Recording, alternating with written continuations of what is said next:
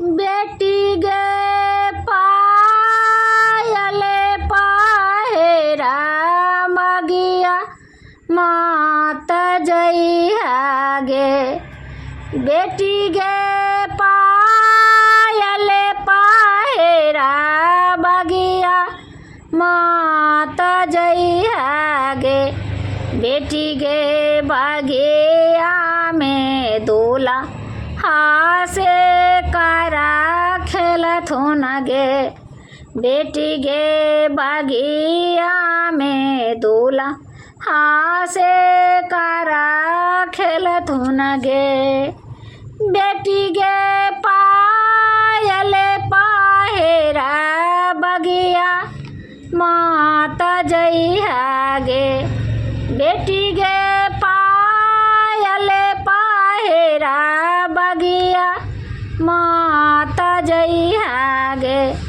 बेटी गे बगिया में दूल्हा हासे करा खेलत हो न गे। बेटी गे बगिया में दूल्हा हासे करा खेलत हो न गे। बेटी गे पैना माखी आए मन मोह ले तो गे। बेटी गे पैना माखी आए मन मोह ले तो गे। बेटी गे बलोरो पर बैठा के लेके चले जे तो गे। बेटी गे बलोरो पर बैठा के लेके चले जे तो गे। पापा जी के गोदिया में बैस जोगे बेटिया।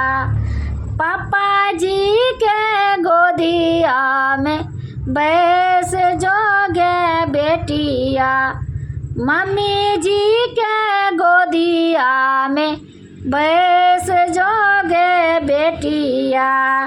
पापा जी के गोदिया सपना है तो गे बेटिया।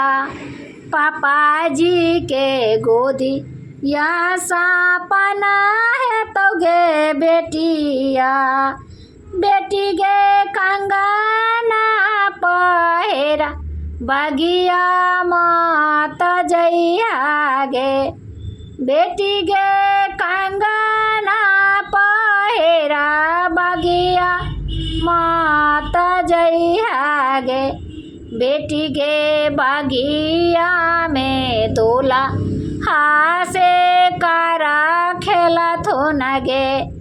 बेटी गे बगिया में दूल्हा हासे करा खेलत हो न गे। चाचा जी के गोदिया में बैस जोगे बेटिया। चाची जी के गोदिया में बैस जोगे बेटिया। चाची जी के गोदिया में बैस जोगे बेटिया। चाचा जी के गोदी या सपना है तो गे बेटिया। चाची जी के गोदी या सपना है तो गे बेटिया। बेटी गे झुमका पहेरा बगिया माता जइहा गे।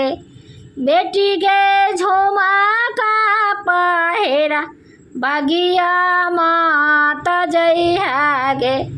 बेटी गे बगिया में दूल्हा हासे करा खेलत हो न गे। बेटी गे बगिया में दूल्हा हासे करा खेलत हो न गे। बेटी गे पाना माखी आए मन मोह ले तो गे। बेटी गे पाना माखी आए मन मोह ले तो गे। बेटी गे डोलिया चढ़ाई तोरा ले जे तो गे। बेटी गे डोलिया चढ़ाई तोरा ले जतोगे। मामा जी के गोदिया सपना है तोगे बेटिया। मामी जी के गोदिया सपना है तोगे बेटिया। बेटी के पीताम्बर पहेरा बगिया माता जई आगे। बेटी के पीताम्बर पहेरा बगिया माता जई आगे। बेटी के बगिया में दूल्हा हासे कारा खेला थू नगे। बेटी के बगिया में दूल्हा हासे कारा खेला थू नगे। भैया जी के गोदिया में बेस जोगे बेटिया। भाभी जी के गोदिया में बेस जोगे बेटिया। भैया जी के गोदिया सपना है तोगे बेटिया। भाभी जी के गोदिया सपना है तोगे बेटिया। बेटी गे पनामा खियाई मनमा मोहिले तोगे। बेटी गे पनामा खियाई मनमा मोहिले तोगे। बेटी गे डोलिया का हरवा चढ़ाई तोरा ले जतोगे। बेटी गे डोलिया चढ़ाई तोरा ले जतोगे। बेटी गे बलोरो पर बैठाई तोरा ले जतोगे। बेटी गे बलोरो पर बैठाई तोरा ले जतोगे।